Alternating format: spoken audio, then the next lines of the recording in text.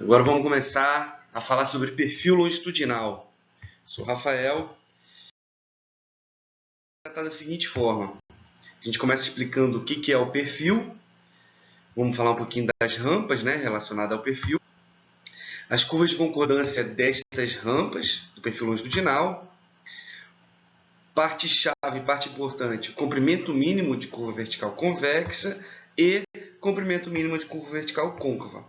E é aí que vai começar a solução do nosso problema. E no final eu montei um esqueminha, né, uma sequência de procedimento para resolução de exercícios e projetos. O perfil longitudinal.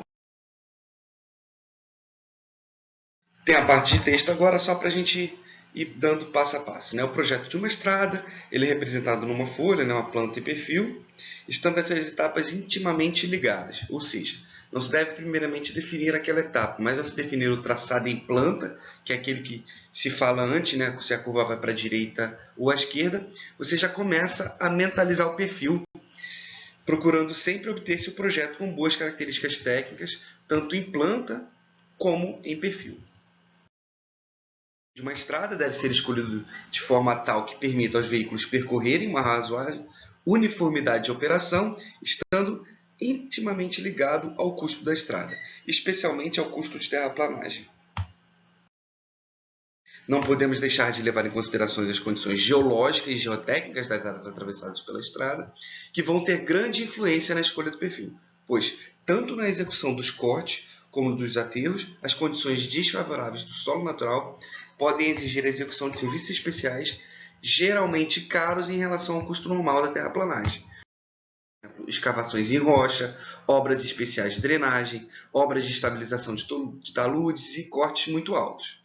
Podendo também ter problemas relacionados a serviços complementares necessários à redução de recalques, ou garantia de estabilidade de solos, aterros pesados, e alguns problemas relacionados a solos moles.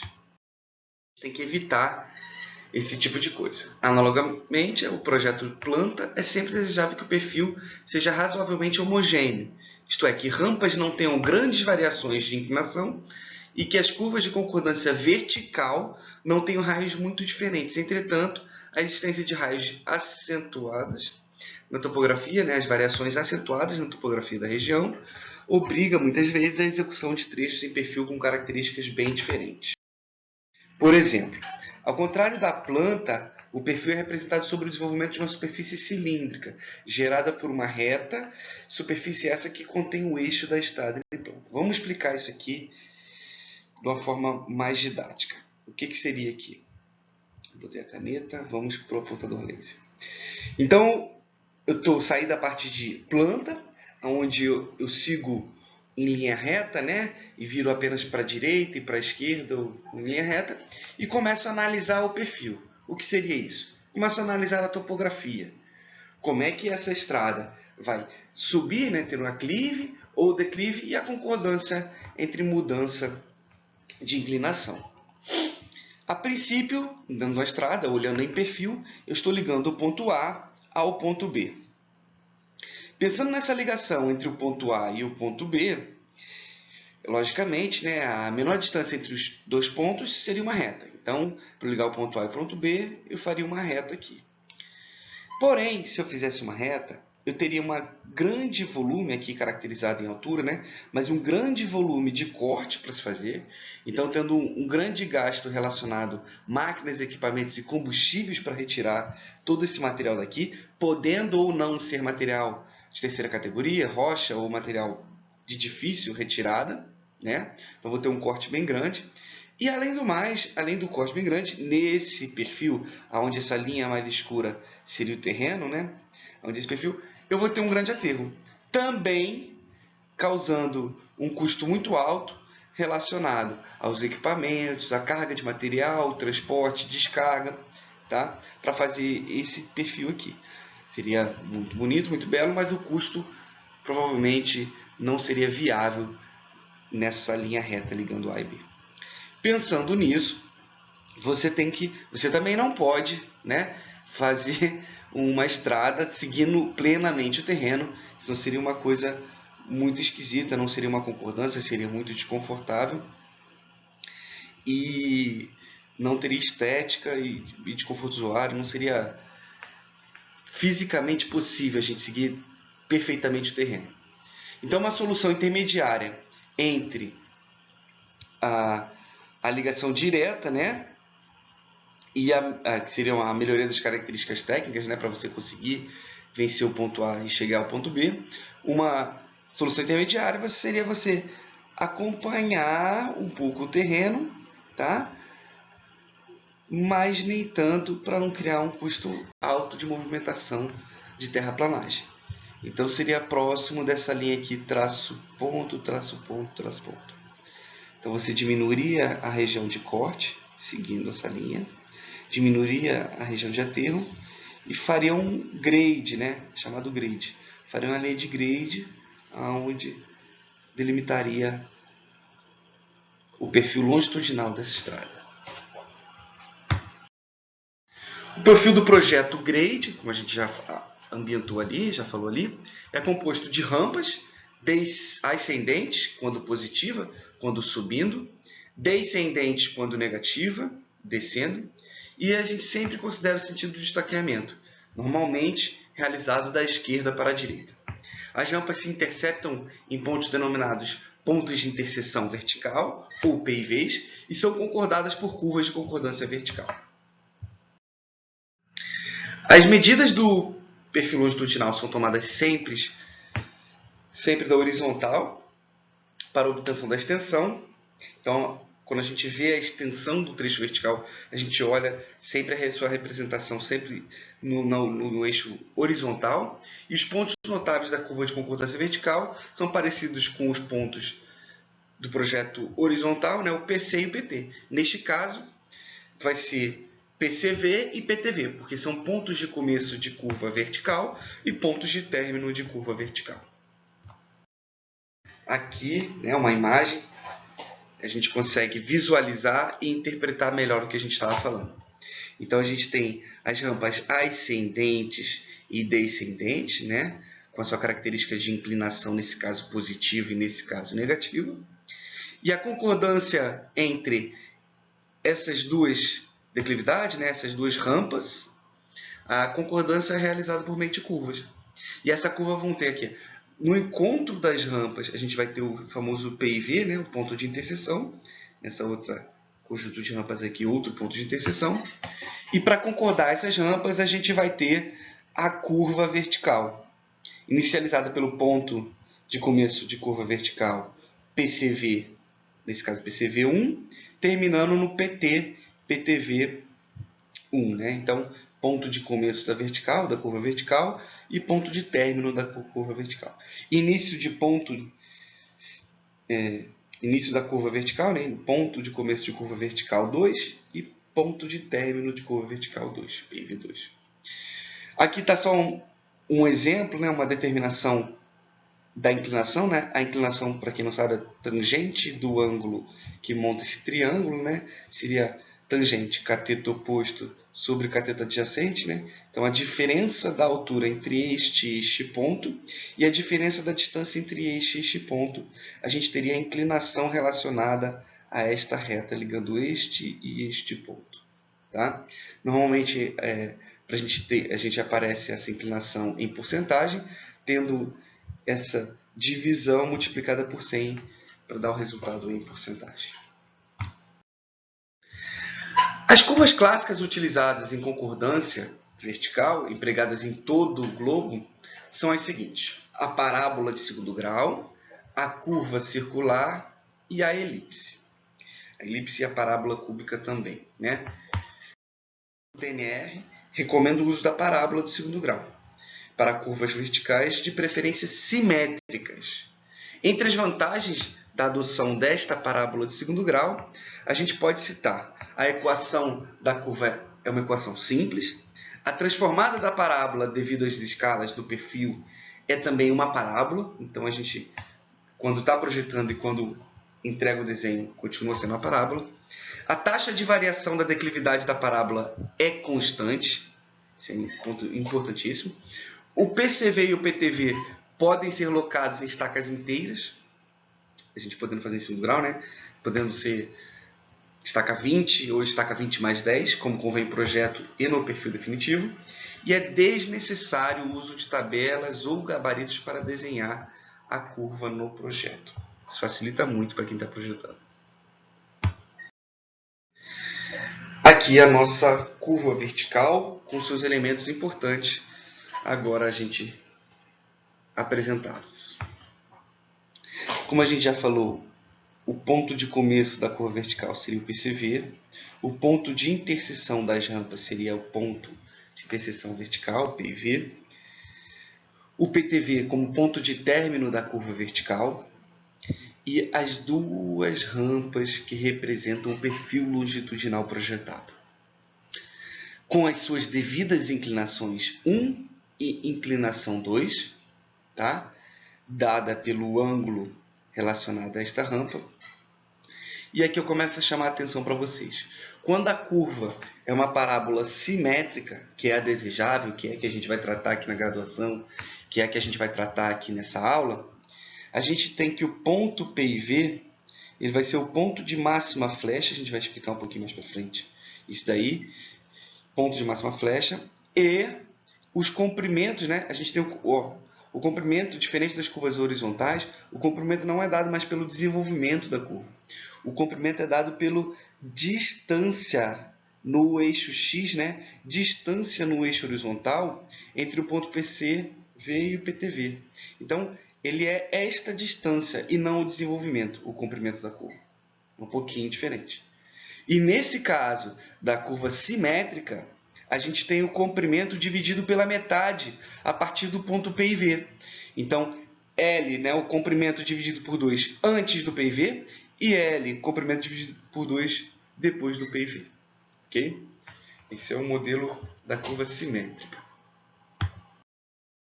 Nos estudos de curvas verticais, a gente utiliza bastante a expressão denominada pela inclinação 1 menos a inclinação 2, que nada mais é do que a variação total da declividade de grade. Tá? É a variação de grade e é apenas uma constante, né? A expressão é algébrica, então na utilização dessa expressão determinada aqui como G, né, os sinais das rampas devem ser mantidos. Por exemplo, quando a rampa é um aclive, o sinal é positivo. E quando a rampa é um declive, o sinal é negativo. Então, essa é uma equação que tem que ser colocada a inclinação de acordo com o sinal da rampa, sendo positivo em aclive e negativo em declive, sempre relacionado na direção das estacas, né, do crescimento das estacas. Pelo sinal de G, podemos dizer que a curva é côncava ou convexa. Então, a partir daquele resultado, inclinação 1 menos inclinação 2, quando o G, né, que é esse resultado de inclinação 1 menos inclinação 2, quando o G é maior que zero, a curva é considerada curva convexa. Isso implica em algumas coisas quando a gente está projetando. Quando o G é menor que zero, então inclinação 1 menos inclinação 2 é menor que zero, a curva será côncava. Nessa parábola simples e simétrica que a gente está determinando aqui, a curva é muito próxima de uma circunferência. Tá? Isso também facilita no nosso desenho. Por isso é usual referir-se o valor do raio vertical da curva vertical, que deve ser entendido como o menor raio instantâneo da parábola. A equação a seguir relaciona esses elementos. Então, para quem quiser fazer o resultado do raio, né, é só utilizar essa equação. Multiplicar L, que é o comprimento, vezes G em módulo, a gente vai ter o raio da vertical, que vai aparecer em alguns exercícios aí. Tá? Continuamos com o perfil longitudinal. Uma estrada, se eu não me engano, é a Serra do Rio do Rastro. Veículos nas rampas. Então, a gente está projetando a estrada para os veículos. E qual que é a relação entre esse projeto de perfil longitudinal e os veículos que vão... Como nos veículos de passeio, médios e alguns veículos pesados têm comportamentos diferentes nas rampas, tá? Procura-se limitar os valores de rampa, né, a valores inferiores a um valor máximo, dependendo, obviamente, da classe da rodovia. E já sabemos que a classe vai estar relacionada diretamente à velocidade diretriz da rodovia. Para os veículos de passageiros, veículos de passeio, as rampas até 7 e 8% tem pouca influência no comportamento, porque são veículos mais leves. Sendo que a operação de veículos de passageiros em rampa de até 3% é praticamente a mesma que nos trechos em nível. Então, rampas de 3% a gente praticamente não sente quando roda nos carros de passeio, havendo apenas uma pequena perda de velocidade para alguns veículos de potência menor. Já para os caminhões, veículos médios e pesados, a perda de velocidade em rampas é bem maior do que os veículos de passeios, né? Passageiros ou passeio. Sendo que para rampas ascendentes, subidas, né? A velocidade desenvolvida por um caminhão depende de vários fatores, e não só do que a gente faz no projeto. Por exemplo, a inclinação do grade, obviamente que a gente está pensando aqui, ela é fundamental para determinar a velocidade, principalmente nas subidas, né? Nas rampas ascendentes. O comprimento da rampa também é chave. Se você, com certeza, obviamente, né, você já andou em alguma estrada, você sabe que se a rampa ela pode ter até uma inclinação maior, mas se ela tiver um comprimento menor, a diminuição da velocidade dos veículos, principalmente pesados, a diminuição de velocidade é menor. Mas se a rampa for maior, né, você tem uma inclinação alta e uma rampa grande, eles vão diminuindo muito a velocidade, né? Obviamente também, como a gente já falou, a diferença entre os carros de passeio e os caminhões, né, médios e pesados, o peso e potência do caminhão ou de qualquer veículo, ele é fundamental para determinar, nesse caso, a velocidade desenvolvida pelo veículo, principalmente nos caminhões. E outra coisa que é característica consideradas em projetos, né, principalmente projetos de alta qualidade, a velocidade de entrada do veículo na rampa. Então a gente considera a velocidade de entrada do veículo na rampa. E coisas que a gente não consegue ponderar e classificar, né? Aí o futuro da engenharia dirá, mas hoje a gente tem... Eu acho que é um problema quase muito difícil da gente conseguir resolver, mas a habilidade e a vontade do motorista também vai determinar a velocidade. Se ele não tiver com vontade de colocar certa velocidade, né, imprimir certa velocidade, esse motorista dificilmente vai fazê-la. O tempo de percurso dos caminhões em uma determinada rampa cresce, então, se ele diminui a velocidade, o tempo que ele anda nessa rampa cresce à medida que decresce a potência, né? Ele diz potência-peso, mas se sua potência diminui, ele vai demorar mais para terminar ou vencer essa rampa. Os veículos com a mesma relação peso-potência, né? Potência-peso, têm aproximadamente o mesmo comportamento nas rampas. Então, o que a gente usa ali, a gente falou de alguns critérios, mas a gente pensa basicamente no critério do veículo tipo de potência-peso usual. Então, baseado nos comportamentos dos veículos nas rampas, podemos tirar alguns elementos para a determinação da inclinação máxima admissível recomendada, obviamente, pelo Manual de Projeto Geométrico de Estradas de Rodagem Rural do DNR. E lá no projeto, lá no manual, está descrita da seguinte forma: tabela de rampas máximas. Então, rampas máximas relacionada classe de projeto e topografia. Aqui está só representado, né? Classe 0, plano ondulado montanhoso, chegando no máximo em rampas de 5%. Obviamente, você vai descer na classe, né? A velocidade diretriz vai diminuindo e você consegue vencer rampas maiores, né? Ou rampas com inclinações maiores. Nesse caso, ali chegando no máximo a 10%, tá? E tem para a classe 3 alguns valores máximos absolutos, né? 3%, por exemplo, na classe 3, topografia plana, 3% usual. Caso você precise vencer algum probleminha ali na topografia, você pode chegar a 4. De 5 pode chegar a 6 e 7 chegando como máximo absoluto a 8%. E aqui está só esse 10%, né? A extensão de rampas acima de 8, que seria esse aqui, né? Será desejavelmente limitada a 300 metros contínuos. Então, no manual do DENIT, ele determina que rampas maiores que 8%, no máximo rampas de 300 metros. Tá? Aí, todos esses valores aqui, em estradas secundárias, né, os valores da tabela poderão ser acrescidos de 2%. Os veículos que vão utilizar essas estradas secundárias vão ter menor peso relacionado para a potência que está sendo pensada nessa estrada secundária. Esses veículos carregando, menos carga, conseguirão vencer todas essas rampas máximas e até 2% a mais. Continuando na parte de rampa aqui, né? Quando a topografia da região atravessada for favorável e as condições locais permitirem, poderão ser usados trechos em rampa com inclinação 0%, desde que existam condições para a perfeita drenagem da pista. Não é recomendável, tá? O mínimo que a gente vai dizer ali, né, é 1%, mas em alguns casos pode realizar, na verdade não seria uma rampa, né? Pode fazer um trecho reto, né, com inclinação 0%. Nos trechos onde a água da chuva não pode ser retirada no sentido transversal, a gente não tem grande coroamento, né, grande inclinação do coroamento, ali daquele abaulamento, ou então chove muito, é um trecho que acumula muita água. Por exemplo, em cortes extensos, provavelmente a gente vai ter o acúmulo de água, ou em pista com guias laterais, onde a gente tem a drenagem superficial direcionada por guias laterais, o perfil deverá garantir condições mínimas para o escoamento do sentido longitudinal. Então, a água não só vai fugir conforme o coroamento ou abaulamento da pista, mas ela também tem que sair daquele meu pavimento o mais rápido possível no sentido longitudinal. Nesse caso, é aconselhável o uso de rampas de inclinação não inferior a 0,5% em estradas com pavimento de alta qualidade. E, no geral, é uma recomendação até minha, né? Tenho estudado esse assunto há algum tempo, de no mínimo 1% em estradas com pavimento de média ou baixa qualidade. Tá? Não aumentar tanto a isso, mas sempre que puder, no mínimo 1%. Trechos de estradas com sucessão de rampas muito curtas devem ser evitados. Tá? Porque você cria aquele desconforto, né?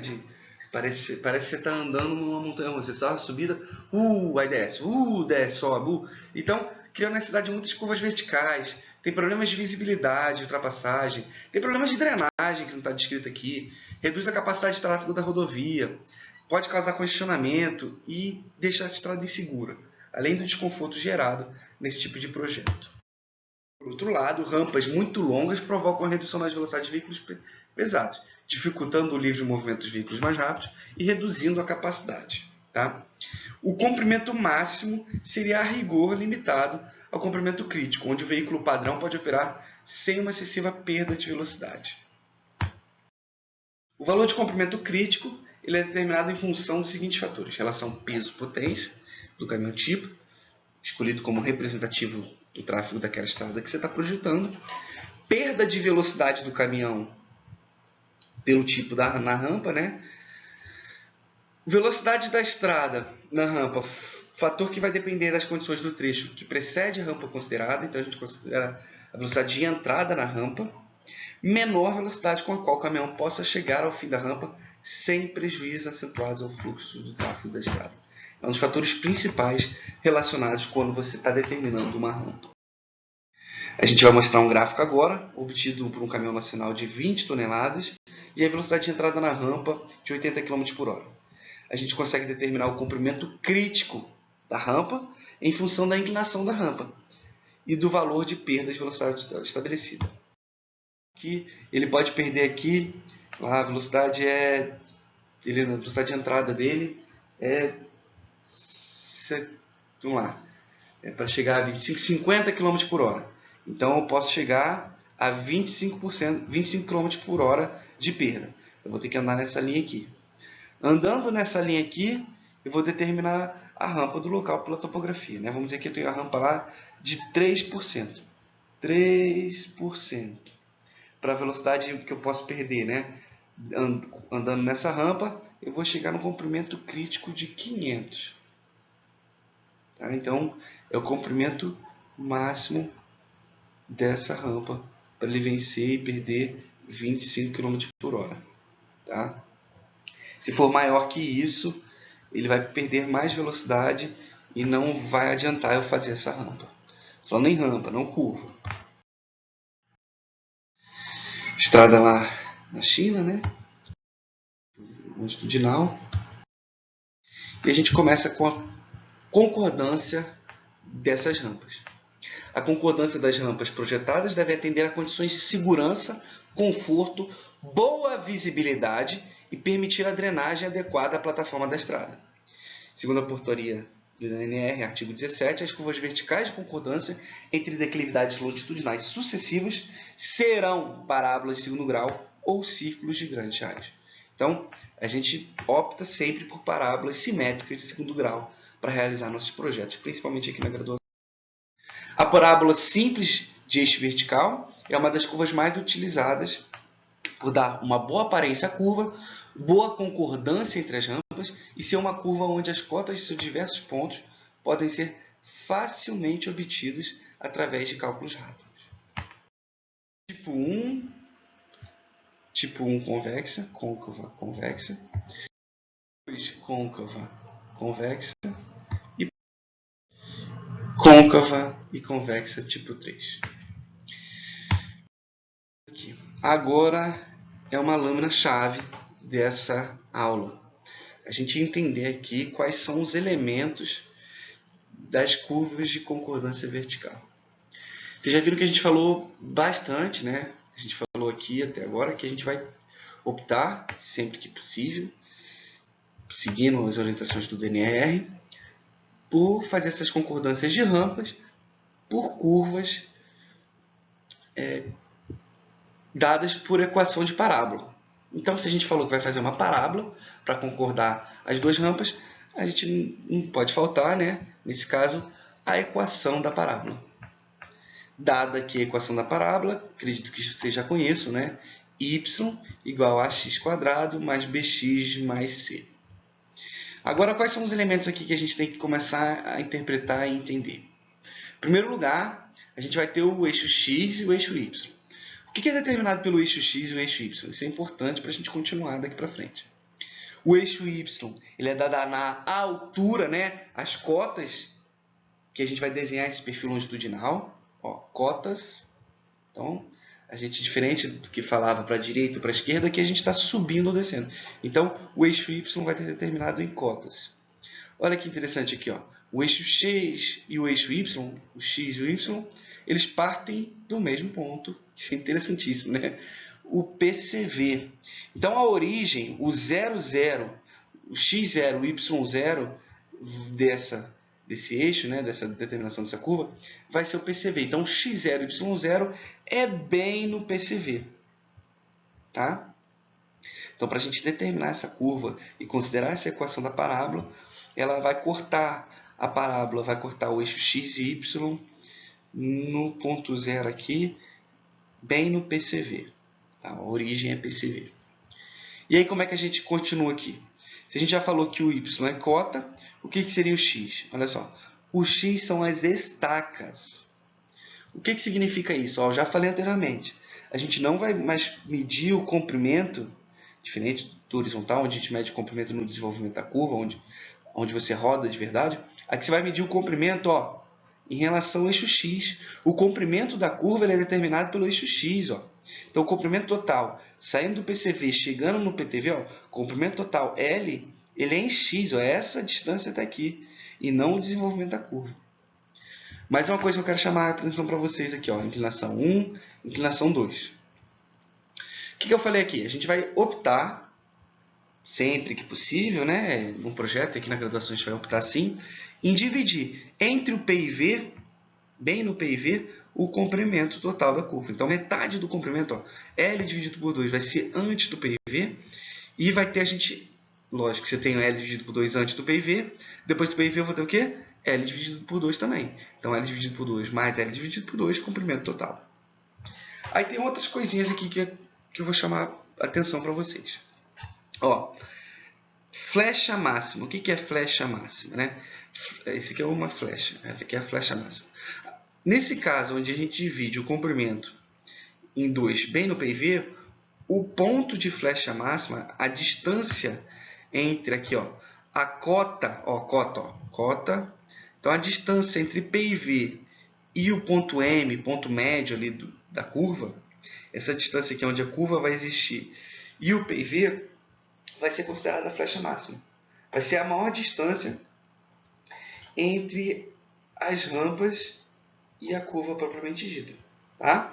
Então, a gente vai ter o F. Vai ser a maior flecha. Mas a maior flecha não significa que é o ponto mais alto da curva, tá? É a maior distância entre as rampas. Mas o ponto mais alto da curva, ó, nesse caso aqui, é esse ponto V. Então, ó, a maior distância, né, o comprimento mais alto da curva, e se a gente estiver fazendo curvas côncavas ou convexas, ele vai ser o ponto mais alto ou o ponto mais baixo, ele vai aparecer lá como y0, tá? Então, esse daqui, nesse caso, é o ponto mais alto em relação à origem, que nesse caso aqui, né, a origem aqui 0, o mais alto, que sobe mais em relação ao y.v. Então, o y0 vai ser determinado como cota máxima da curva. Essa cota máxima vai também ter um ponto relacionado no eixo x, que vai ser o comprimento onde eu tenho a cota máxima. Então, esse aqui é um comprimento qualquer, mas é um comprimento onde eu tenho a cota máxima. Tá? Aí esse aqui é um x qualquer, para um x qualquer, um y qualquer, eu tenho uma flecha qualquer e um ponto P qualquer. Ok? Eu acho que vocês já pegaram bastante coisa aqui. Só para finalizar, né, ele bota aqui que a inclinação y, né, vezes x, então essa distância vezes essa inclinação vai dar exatamente o comprimento de altura. Né? Isso é apenas aquele conceito de tangente. Se I é a inclinação da tangente, né?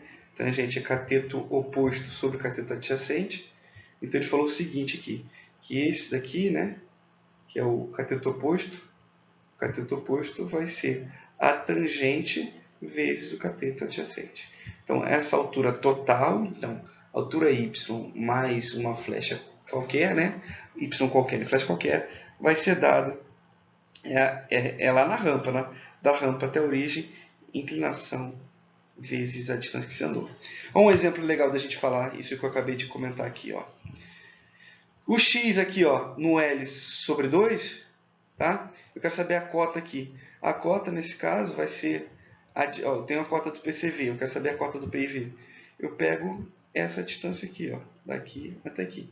E essa distância aqui, daqui até aqui, vai ser inclinação vezes a distância. Então, inclinação vezes L sobre 2. Nesse caso, eu tenho essa cota aqui, daqui até aqui. Eu pego a cota do PCV, somo essa cota, vou ter a cota do PIV. Mas isso a gente vai dar uma claridade mais à frente. Vai esclarecer isso melhor nas lâminas a seguir. Vamos passar para frente. Igual a zero. Substituindo, né? Aqui, ó. Menos G, ó. Inclinação 1 menos inclinação 2. Naquele caso, a inclinação 2 menos inclinação 1. Então, é só menos G. Menos G dividido por 2L, y, vezes, né, x quadrado, mais inclinação 1, que é o B, né, A, B e o C igual a zero. Então, essa seria a equação da reta. Equação da parábola. Essa seria a equação da parábola das curvas parabólicas de concordância vertical. A equação genérica das curvas. Essa equação, para que a gente falou isso? Para que a gente chega nessa equação? Essa equação fornece a ordenada y. Para quem não lembra o que é a ordenada y, ela é a cota. Ela é a diferença entre a origem e um ponto determinado qualquer, né? Em altura. Então, a ordenada y de um ponto qualquer da abscissa x.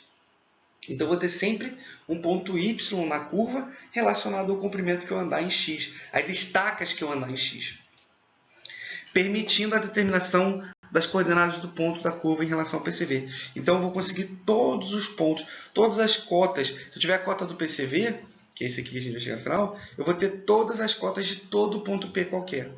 Para o cálculo de cotas de um ponto P genérico, em relação a um plano de referência, a equação é utilizada é a seguinte. Então, G, inclinação 1 menos inclinação 2, né? Negativo, menos G, dividido por 2L. L é o comprimento em estacas total da curva, né? Vezes x quadrado, um ponto qualquer, o x qualquer, o ponto, né, que eu andei em estacas qualquer, mais a inclinação 1 vezes um ponto x qualquer, mais a cota do PCV, eu vou ter a cota exata do ponto P qualquer. Isso aí lá no final, quando a gente for fazer o exercício, vai nos ajudar bastante. Mais uns elementos aqui, um elemento que eu vou apresentar. Então, não sei se vocês lembram desse F, mas ele é uma flecha, né? Uma flecha na parábola qualquer. Flecha seria a distância entre a rampa e o ponto da curva.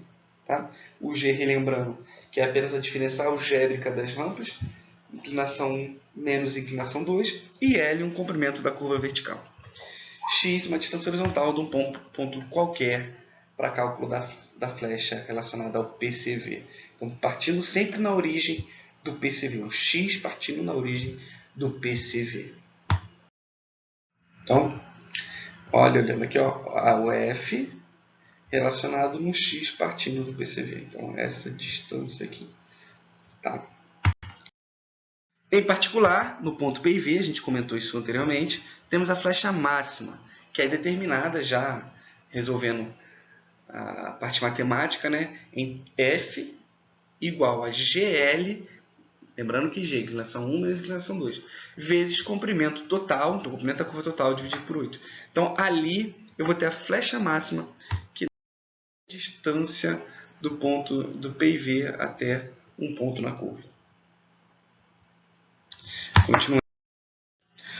No ponto máximo ou mínimo temos, olha que legal, ó. Lembra do L0?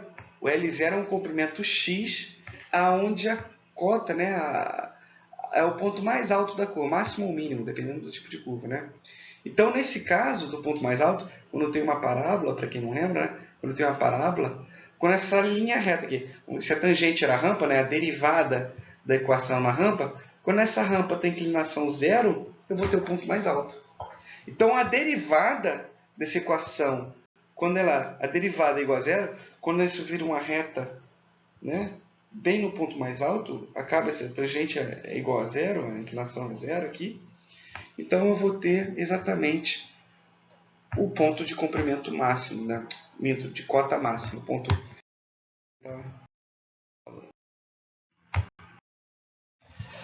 Vamos agora para a próxima parte da aula. Então, até agora foram muitos conceitos, a gente sei que é difícil às vezes pegar quem está vendo a primeira vez, mas são bastante conceitos para a gente já começar a interpretar as curvas verticais, os perfis longitudinais. Só que agora a gente vai dar números, a gente vai fechar esses números para projeto. A gente começa com o comprimento mínimo de curvas verticais convexas. Tá? Dificilmente você vai chegar num comprimento máximo, porque a gente tenta sempre colocar rampas, né? Então, a gente vai, apenas quando a gente troca, né, a inclinação dessas rampas, a gente vai concordar por curvas, só que a gente vai ter um comprimento mínimo. Então, a gente vai sempre trabalhar perto desse comprimento mínimo para as curvas verticais côncavas ou convexas. A gente vai trabalhar sempre com comprimento mínimo. Outra dica que eu já falo a partir de agora, né? É ideal a gente colocar, né, em percentuais sempre de estacas cheias ou estacas mais 10. Então, quando a gente escolher um comprimento, a gente vai ter um comprimento mínimo, mas quando a gente escolher um comprimento para projeto, a gente colocar esse comprimento em múltiplos de 10. Tá? Então, 80, 90, 100, 110, 120, 150. Então, quando a gente tem o mínimo deu 112. Tá? Então, lógico, a gente não vai botar menos de 112, né? Não vai poder botar 110, mas a gente já pode botar 120 como comprimento adotado naquele perfil longitudinal. Continuamos aqui. Comprimento mínimo, então a gente vai separar esse comprimento mínimo entre curvas verticais convexas e curvas verticais côncavas. Nesse caso, começando por curvas verticais convexas. O mínimo comprimento das curvas verticais convexas é determinado em função das condições necessárias de visibilidade nas curvas. Tá? Fator predominante e preponderante para a gente escolher o comprimento mínimo de curvas verticais, principalmente convexas, são as distâncias de visibilidade de parada, de forma a dar ao motorista o espaço necessário e uma frenagem segura, quando este avista um obstáculo parado em sua trajetória. O critério recomendado requer que o motorista, com seu campo de visão situado a 1,10 m acima do plano da pista, então, considerando a pista, 1,10 m é o plano de visão do motorista, vai ter que enxergar um obstáculo sobre a pista com altura de 15 centímetros. Então, ele tem que chegar a um objeto de 15 centímetros olhando a uma altura de 1,10 m. Esse é o campo de visão preconizado para cálculo de comprimento mínimo de curvas verticais de características convexas. Esta equação, a gente vai considerar a consideração, obviamente, dessa distância de visibilidade de ultrapassagem.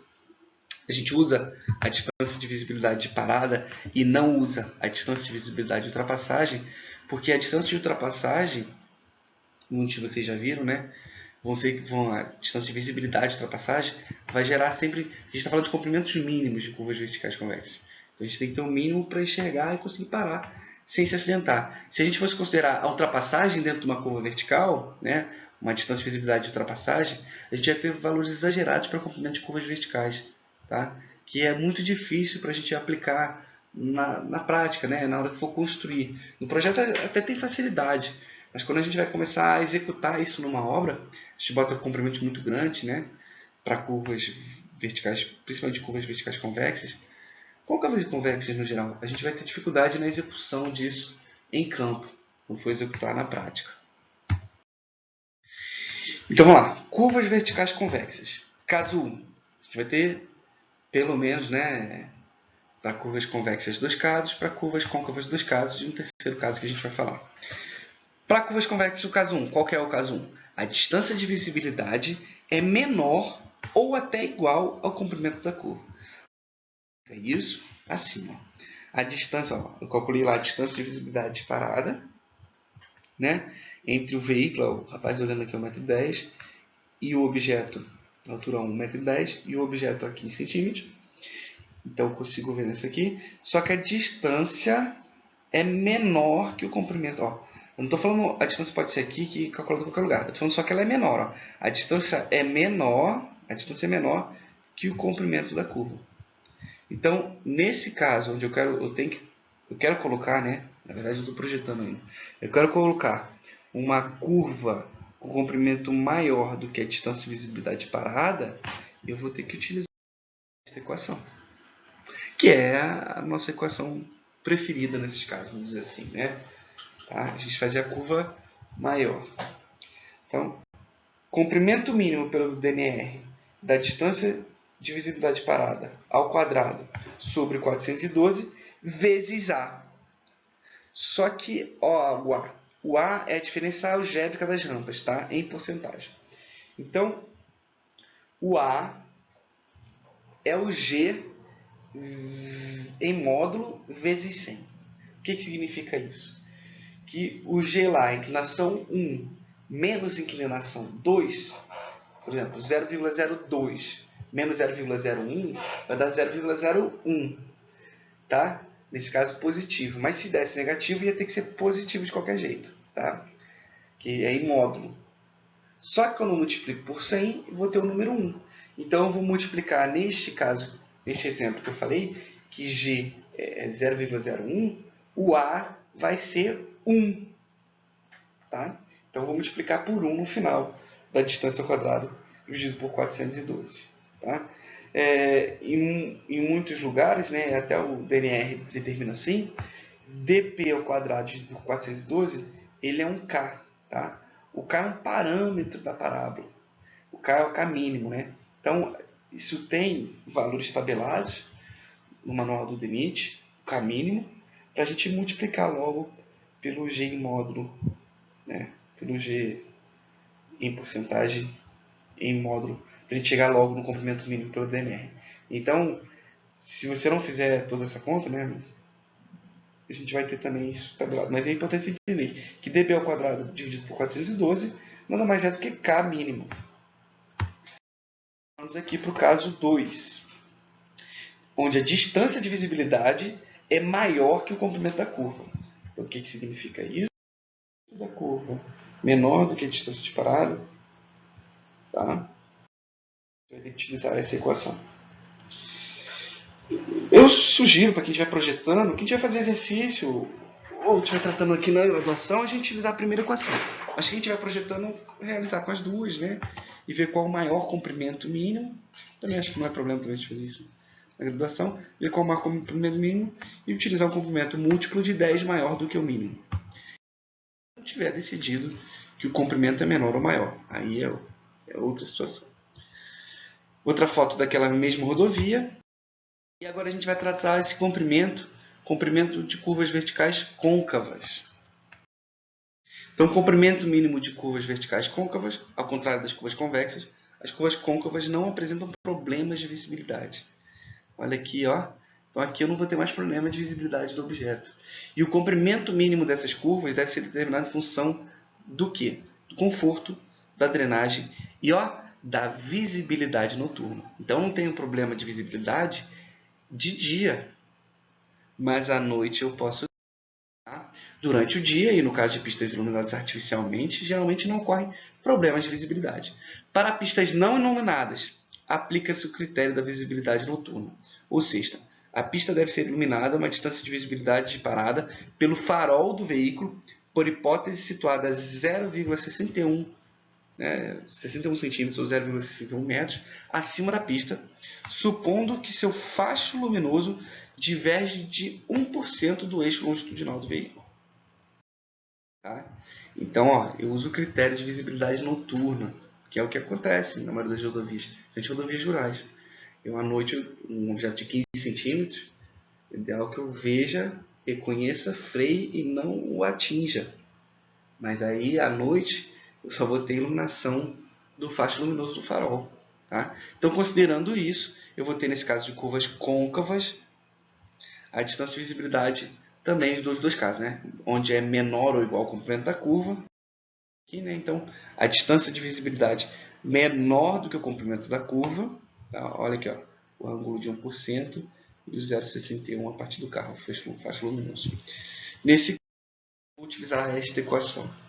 Então, o comprimento mínimo para o caso 1, onde a distância de parada é menor que o comprimento total da curva vertical côncava, eu vou utilizar aqui o dp ao quadrado, né, distância de visibilidade de parada ao quadrado, dividido por 122 mais 3,5 distância de visibilidade de parada, vezes A.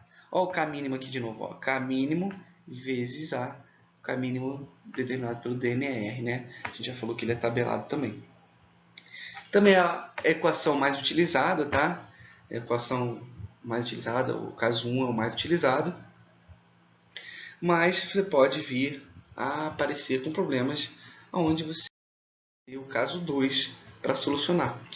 Nesse caso 2, a distância de visibilidade é maior que o comprimento da curva L.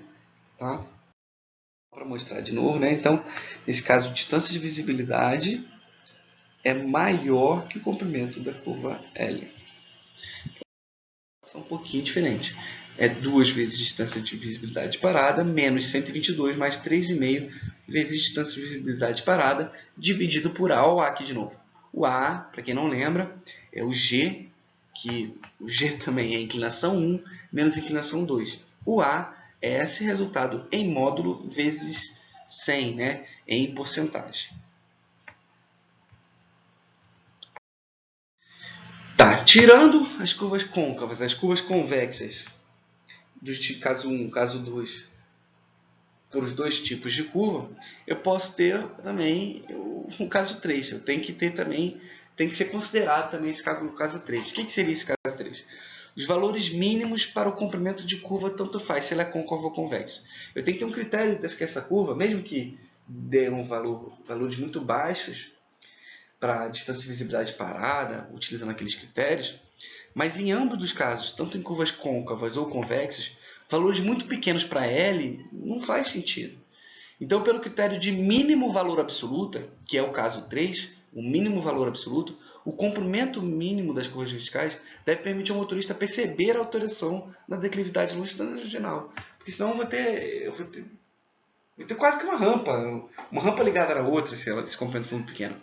Então eu tenho que perceber essa alteração de forma uniforme.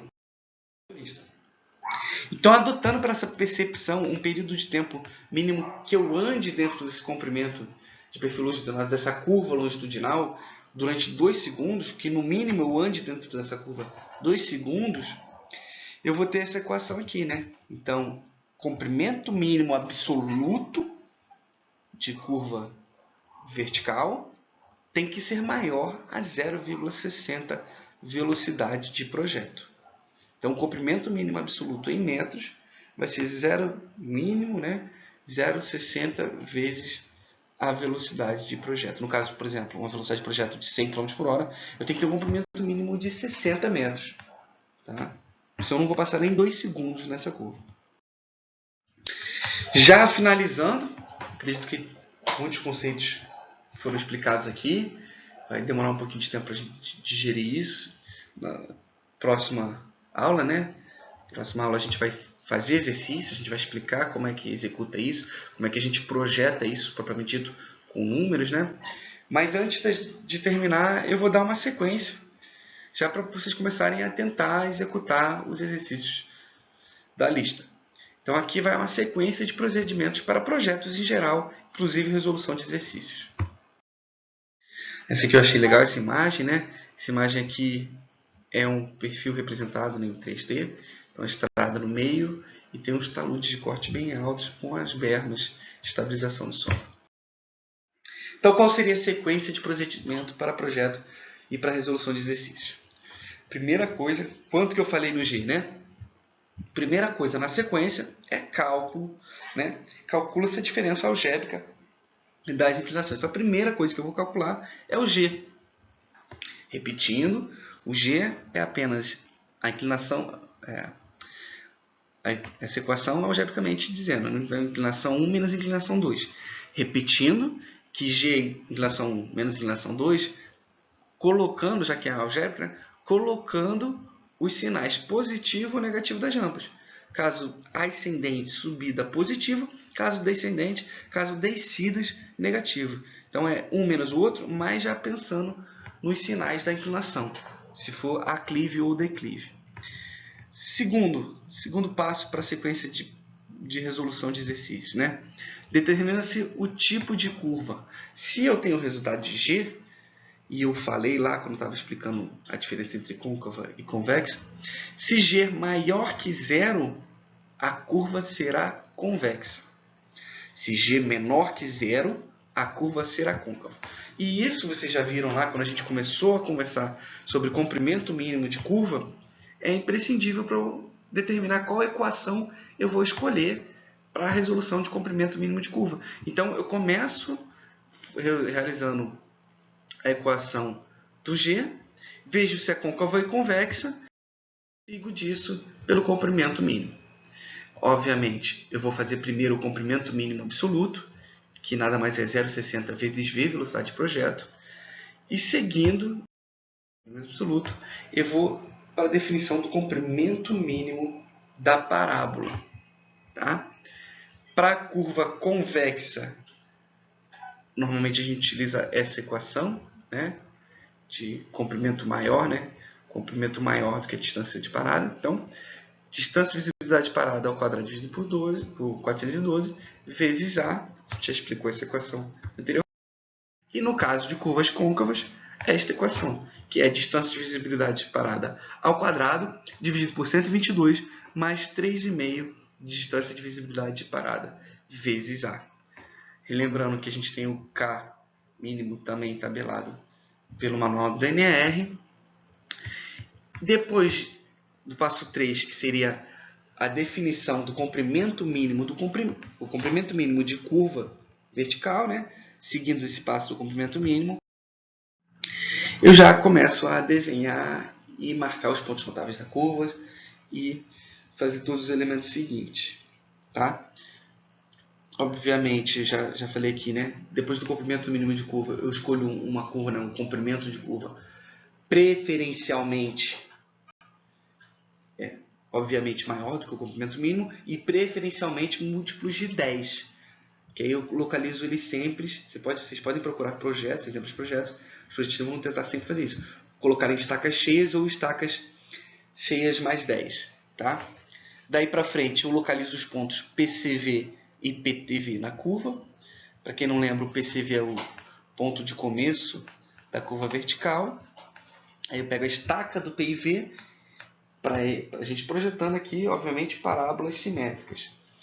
Metade do comprimento total, então eu defini um comprimento mínimo, Defini um comprimento múltiplo de 10. Pega esse comprimento, divide por 2, pega a estaca do PIV, diminuo, tenho o PCV. Somo esse comprimento que eu dividi por 2 pela estaca do PIV, tenho a estaca do PTV. Então já determinei PCV, PIV e PTV. E cotas. Calcular as cotas. Como é que eu vou calcular essas cotas? Se vocês lembram lá, né? O cateto oposto. Então, tangente, que é a inclinação, vezes o cateto oposto, eu vou ter exatamente aquela distância da curva até o PIV. Tá?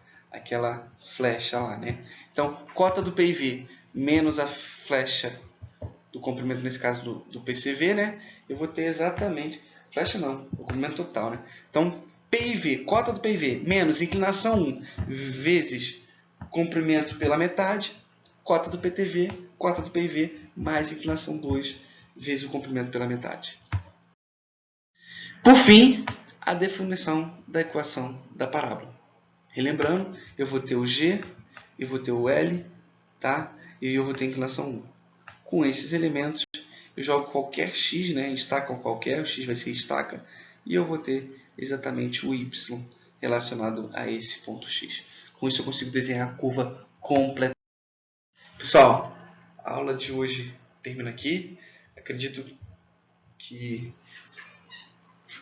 tenha sido bastante informação para vocês. Espero que vocês desenvolvam a aprendizagem, né? Evoluam o que a gente falou aqui e tentem realizar alguns exercícios. Até a próxima aula, e na próxima aula a gente vai fazer alguns exercícios para melhorar esse entendimento. Um abraço. Fui.